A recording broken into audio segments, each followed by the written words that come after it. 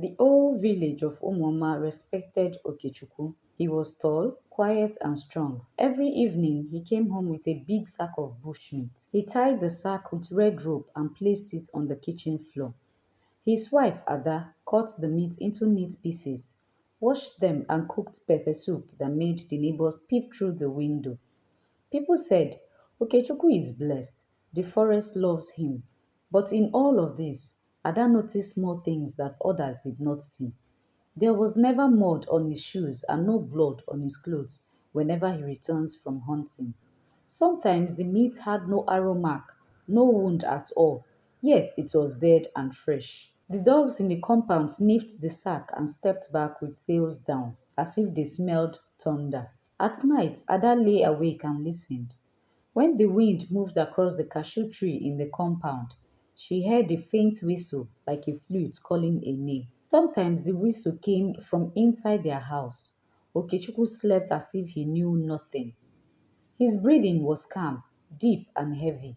But once, when the moon was bright, Ada saw his eyes open in the dark.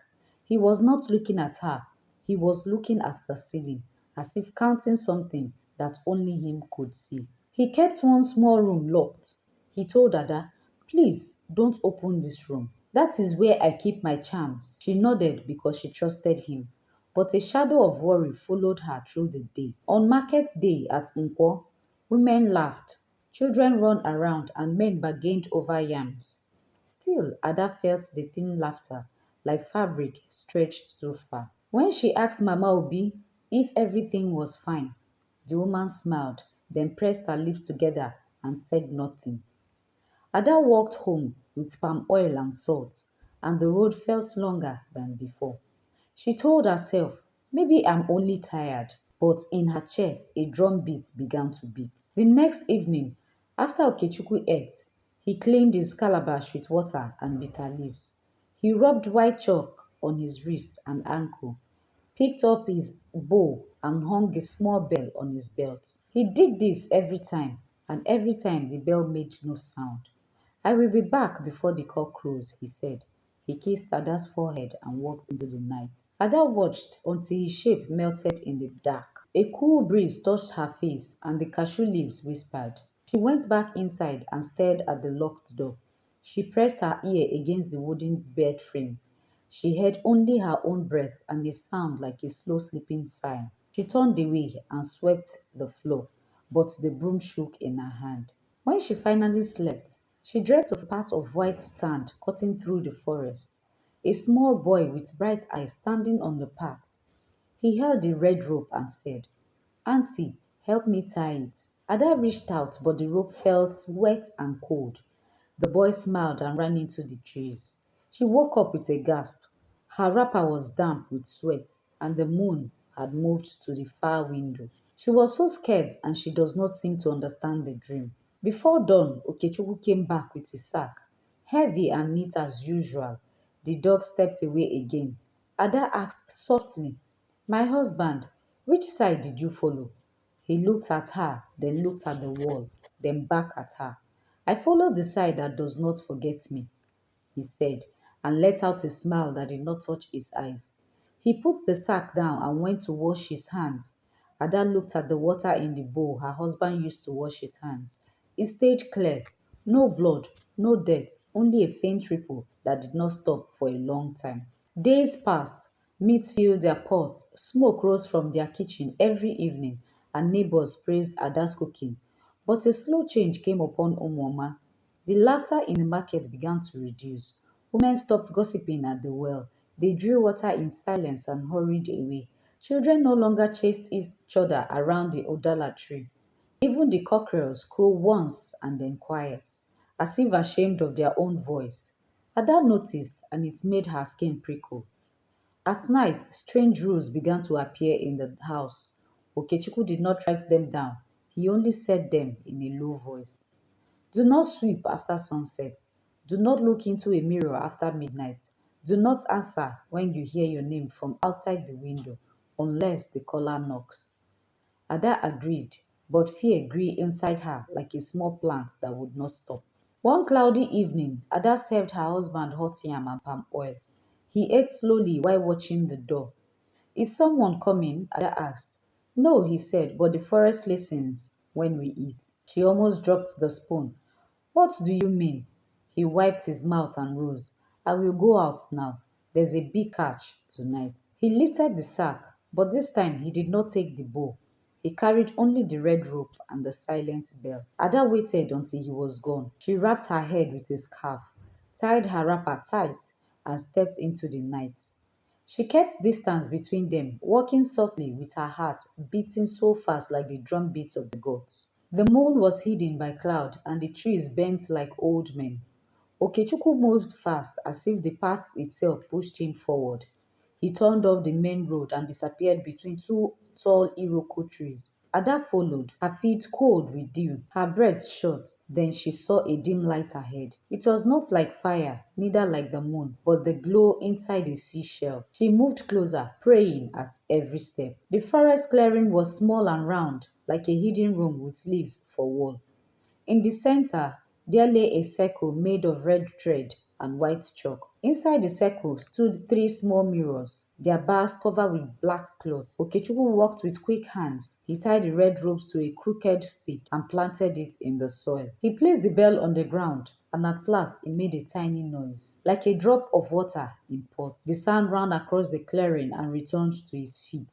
Ada hid behind a thick trunk and watched, her teeth pressed into her lip. Okechukwu opened his calabash and poured out gin, palm oil, and a pinch of salt. He set a kola nut on a flat stone and broke it. For the owners of the night, he whispered. For the ones who fed me when I was a boy lost in the bush. The leaves shivered, though there was no wind. The mirrors began to fog. The black cloth swelled and sank as if breathing. Ada wanted to run, but her legs felt like wet wood. A shape formed in the fog of the middle mirror. There was a face without eyes, only smooth skin where eyes should be. The mouth opened and closed, but no sound came. Okechukwu tossed the red rope, and it landed on the fog like a net. The bell rang once, very clear and bright. From all around, whispers rose, small broken sounds like secrets told into clay pots. Ada felt them brush her cheeks and ears. She covered her mouth. Okechukwu spoke again, but his voice changed. It sounded older, like the voice of a teacher who had grown tired. Come, he said, come to me. You who were thrown away, you who were hidden, come and be meat. The clearing went still. Then the sack on the ground filled itself, the cloth rising as if air became fresh inside it. Okechukwu tied the mouth of the sack and lifted it onto his shoulder. He made a bow to the mirrors and turned to leave. Ada stepped back into the shadow. She had a cold shiver from head to toe. As he passed, she smelled nothing. No sweat, no leaves, no blood, only the faint bitter smell of tears. When he was gone, the clearing sighed. Somewhere far off, a child laughed, then choked on the laugh, and the sound felt silent. Ada quickly walked home through another road before him and sat by the fire. Her hands were shaking as she washed the pot. When Okechukwu arrived, he set the sack down softly like a baby. It was a good night, he said. We will have plenty to eat. She looked at him. My husband, what do you hunt? He stared at the flame from the fire. I hunt what people no longer want to carry, he said. I hunt what they hide. Secrets? Adase asked. Secrets? Ada asked, shocked. He did not answer. She cooked because the house had to keep moving, even when fear stopped the legs of the heart. She cut, washed, salted, and stirred. The soup sang in the pot. She set the wooden table. Okechukwu ate slowly and thoughtfully. He did not look up. After he finished, he wiped his hands and called her name in the old way. Adamma. She had not heard that name since their wedding day. He led her outside to the cashew tree. The moon had come back. The leaves were silver. When I was a boy, he said, I got lost for 3 nights near the river. I was hungry. I cried until no sound came out. Then I heard a flute like the one you hear at night. A woman with a white wrapper and barefoot stood under the udala tree. She was not human, but she was not a demon. She was the keeper of the forgotten. She fed me kola and small pieces of meat that melted in my mouth. She told me, you are a child of the pact. You will never go hungry if you bring home what others drop. Ada's voice trembled. What do they drop? He looked at her for a long time. They drop words, he said. They drop the truth. They drop promises they fear to keep. I catch them before the wrath. He touched the cashew back. When I bring them, they turn to meat and he feeds us. Also, feeds the village. But there is a price. Those who eat must keep quiet for a while. Their mouths rest, their hearts rest, their secrets sleep. Ada whispered, "How long is a while?" He closed his eyes. "Long enough to learn peace," he said, "or long enough to forget who they are." The morning after, Ada walked through Umuoma with fear sitting on her shoulder like a bird that refused to fly. At the well, young girls tied wrappers but did not sing. At the palm wine shed, men lifted calabashes but did not argue about football or goats. At Mama Obi's stall, the spices smelled strong, but Mama Obi's eyes were dull, as if rain has washed out their light. "How are you?" Ada asked softly. Mama Obi nodded, then looked away. The words in her mouth seemed to push against her lips, then lie down again like tired dogs. Children played, but their games were quiet. They built small huts with sand and placed leaves for roofs, but no one boasted, "Mine is bigger." They finished building, sat and stared at what they had made, as if the huts belonged to someone else. Even the wind moved carefully around the compound, not wanting to make noise. Ada went home and stood at the locked door. Her hand touched the keyhole. She felt a cool breath pass through the wood, like the forest had hidden inside the empty room. She took her hand away. She did not open it. She went to the kitchen, made okra soup with smoked fish and fufu. She placed a small portion aside, untouched. When Okechukwu returned that evening, she put food before him, but did not sit with him as usual. He ate, then looked up. "You did not eat," he said. "I am not hungry," she lied. For 3 nights, Ada refused the meat. She ate roasted plantain and groundnuts. She drank water. She watched the room change faces and counted the spaces between the bell sounds on Okechukwu bells. On the fourth night, her husband came home later than usual. His eyes were bright, too bright. He spoke in a voice like a dry leaves. "The big catch is near," he said. "Only one more night, and I will bring enough for 40 days." Ada's heart beat like a warning drum. "Stop," she said. "Please stop." She smiled sadly. "A promise is a rope. Once it is tied, it must hold." That night, when he slept, he whispered in a language Ada did not know. The locked door sighed again. Ada sat by the window and pressed her forehead to the cool wood. She thought of the flute, the mirrors, the nets of red rope, and the sack that filled itself. She thought of Mama Obi's eyes, the quiet children, the dogs that refused to bark. She thought of a woman in white who fed a lost boy and tied his life to the night. At dawn, Ada went to see Nna, the village healer. His compound smelled of leaves and smoke. Goat skins hung from the veranda, and small clay pots lined the wall like sleeping birds. Nna's beard was white like salt. He looked at Ada and his eyes held stories. "Daughter," he said, "your feet are heavy with the forest. Sit down." Ada told him everything in a low voice. He listened carefully without moving. When she finished, he closed his eyes and took a deep breath, as if the story had a flavor. "There's a mask that walks without feet," he said at last. "There's a bell that rings inside the ear. Your husband has married a night hunter. He is not evil, but he is not free either." Ada's throat tightened. "How do I break this marriage?" Ada asked. Nna raised one finger. "You must bring back the first trap he ever set. Not the one you saw, the first one from the first promise. It lies where the forest found him, a root of Iroko that drinks from the river." He rose the second finger.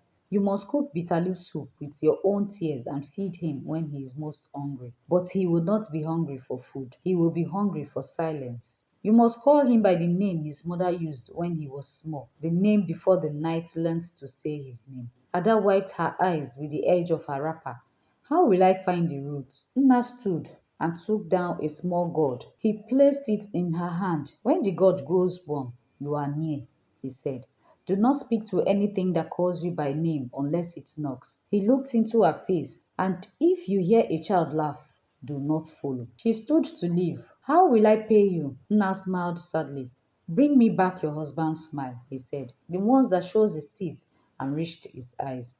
That will be my pay." Night fell like a heavy cloth. Ada waited until the last frog sang. She tied her wrapper, tucked a small knife into her waist, and took the gourd. The compound was silent. She stepped onto the path alone. The moon was thin, like a fingernail. The trees leaned over her like elders in a meeting. Her feet were cold, but the gourd in her hands were warm. She followed the river's whisper. The path narrowed, then widened, then vanished. She moved through tall glasses, past a termitarium like a small red hill, past a fallen palm that smelled of damp wetness. The god grew warmer. She did not call on the spirit. She did not sing. She only breathed and counted her steps. A soft voice drifted from the left. Ada. She stopped. The voice sounded like her mother's voice. Ada, my child. Tears jumped into her eyes, but she remembered Nna's voice. She waited for a knock. There was no knock. She walked on. The voice came again, now from the right. Ada, come and see what I made for you. It sounded like a friend from long ago. There was no knock. She walked on, with heart like a drum in a small room. The girl grew hot as she reached a bend in the river. The ground was dark and rich. An iroko root rose from the soil like a sleeping snake. Ada knelt. The root was tied with a piece of old red thread, almost swallowed by bark. She dug with her fingers, with her nails breaking. The soil gave slowly. At last her hand touched something smooth, a small calabash sealed with black wax. It has a pulse, but faint as a tired heartbeat. As she pulled, a mirror appeared in the air before her. It was thin and tall, like a man with no face. In the mirror, Ada saw herself holding the calabash, but it was not herself. It was a version of her with greedy eyes and a tight mouth. The mirror said, keep it, hide it very well. You can feed your house forever.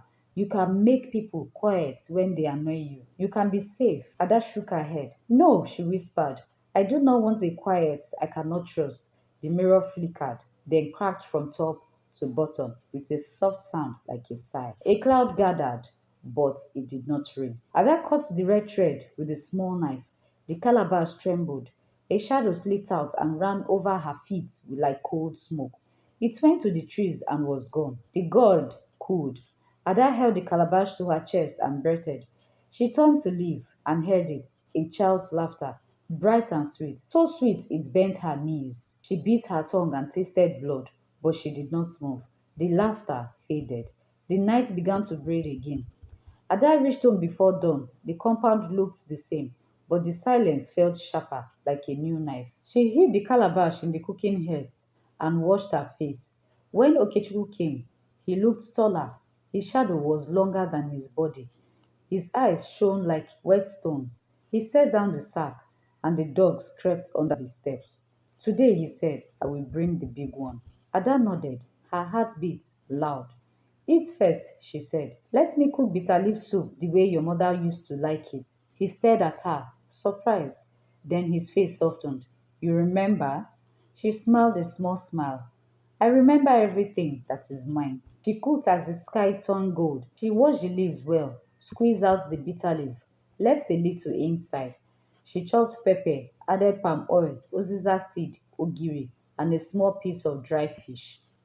As the soup bubbled, she wept. She did not wipe her tears. She then let them fall into the pot in tiny honest drops. She carved 3 slices of boiled yam and laid them on the plate like white moons. Okechukwu sat at the table. He looked at the soup and closed his eyes. It smells like home, he said in a cracked voice. He took a scoop with his fingers and swallowed. He took another. Ada washed his face. At first, it relaxed, then it tightened. The bell on his belt rang once, sharp and angry. He gripped the table. Ada, what did you do? His teeth clenched. The air grew heavy as if the room had been pulled under water. The locked door sighed and shivered. The sack on the floor rustled like a snake. Ada stood and placed her hand on his shoulder. Eat, she said softly. Eat, okay? She used the name his mother had used when he was a boy. Eat, Okechukwu nine. He looked up, eyes wet. No one has called me Okechukwu nine in years, he whispered. The bell rang again, then cracked. A fine line ran across his body like a vein of lightning. Okechukwu put down the soup and covered his face. I can hear them, he said. All the kept words. They are knocking. Ada's hands did not leave his shoulder. Let them in, he said. We will sweep after sunrise. That evening, drums called the village to the square.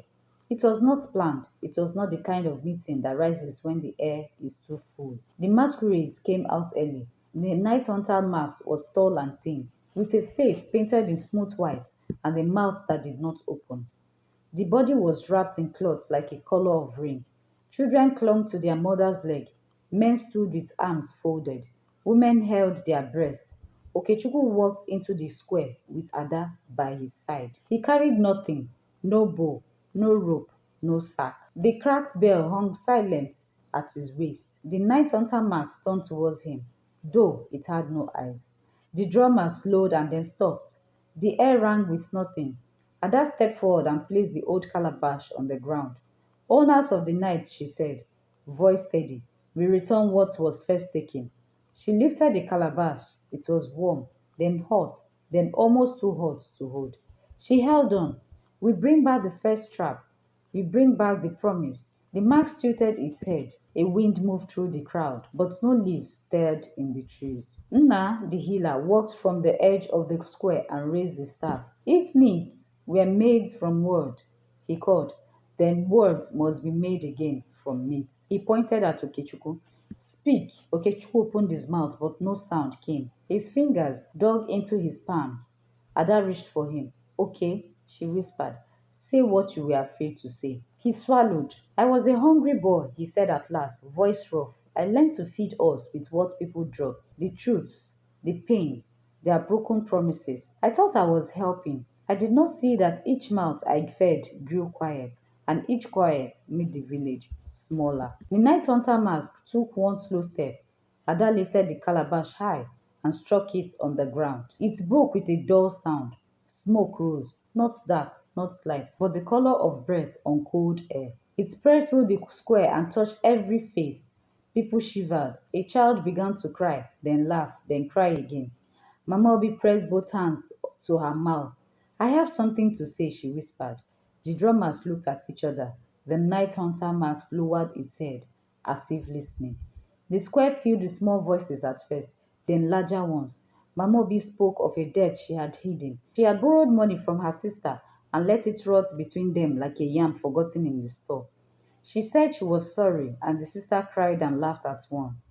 Papa Chukwudi admitted he sold bad palm oil to a man from the next village and told himself it was a fair trade. He promised to return the man's money with interest. A young boy confessed that he broke the church window and let the goats take the blame. The laughter that rose was real, and it lived. More words came, not to hurt, but to heal the hollow places. A girl spoke of fear that lived in her belly at night. A man spoke of a song he wanted to sing but never sang because he thought his voice was too tiny. A woman said she loved her friend but envied her fat harvest. She asked for help to bless without measuring. As each truth came out, the air grew lighter. The bell at Okechukwu's waist fell to the ground and stayed there. A dead thing made of metal and pride. Ada stood beside her husband, her hands in his.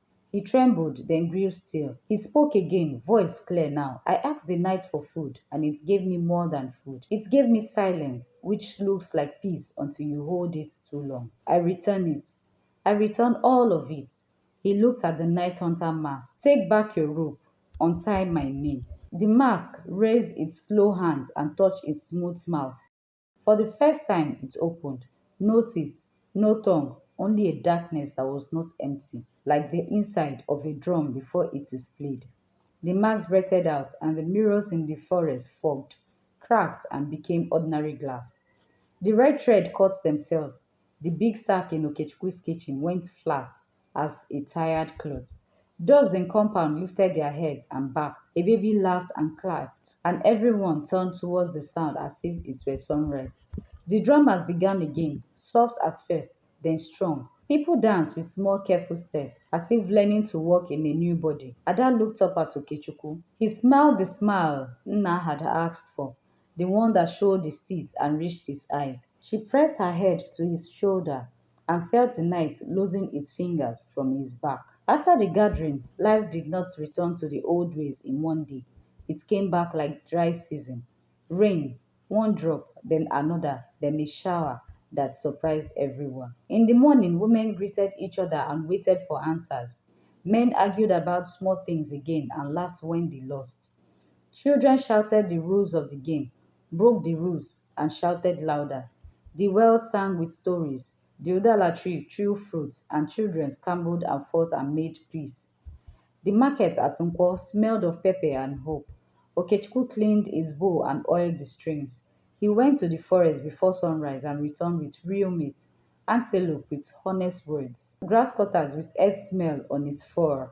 His hands came home dirty, and Ada loved the dirt. He washed at the well, and the water turned brown, then clear, then brown again. He whistled as he walked, and the whistle was his, not the night's. Still, there were new rules, but they were gentle. In their homes, no one swept secrets under the mat. They spoke slowly when something hurt. They named things by their name and let the name sit without shame. On some evenings, Ada cooked bitter leaf soup the way his mother liked it, but she seasoned it with story, not silence and tears. Okechukwu told her about the 3 nights he was lost, and she told him about the day her father died and how she swallowed her tears because people were watching. Together, they spat out the old stones. One afternoon, Nna visited Oke and Ada's house. He sat under the cashew tree and drank cold water from a clay pot. You paid me well, he said with soft eyes. The smile fit his face. Ada laughed. Keep some change, he said, and they all laughed. At the next new moon, the masquerade danced again. The night hunter mask did not come out. In its place came a smaller mask with eyes painted open and a mouth that could laugh. The drummers played a rhythm that felt like walking. People clapped in time, and the air tasted of ripe fruits. Okechukwu took the cracked bell to the river and laid it under the iroko tree, where promises go to cool. He tied no rope, he poured no gin, he only said, "Thank you. We will eat from our hands now." The river answered with a soft sound, like a woman washing clothes on a flat stone. He walked home, and Ada saw him coming from afar. She waved her scarf and ran to meet him on the path, both of them breathing, both of them speaking, both of them free. And this is the end of today's story. But remember, every folk tale carries a hidden wisdom, a seed of truth planted deep within our hearts. If this story touched you, made you laugh, or opened your eyes, then don't let it stop here. There are many more tales waiting to be told, full of mystery, laughter, lesson, and suspense. Make sure to hit that subscribe button and turn on the notification bell so you'll never miss the next story. And if you enjoyed this one, drop a comment below. Share your thoughts, your laughter, or the lesson you're taking with you. Until we meet again in the next story, stay curious, stay inspired, and let the spirit of our stories keep your heart alive. Subscribe now and become part of this growing family of storytellers. Bye bye for now.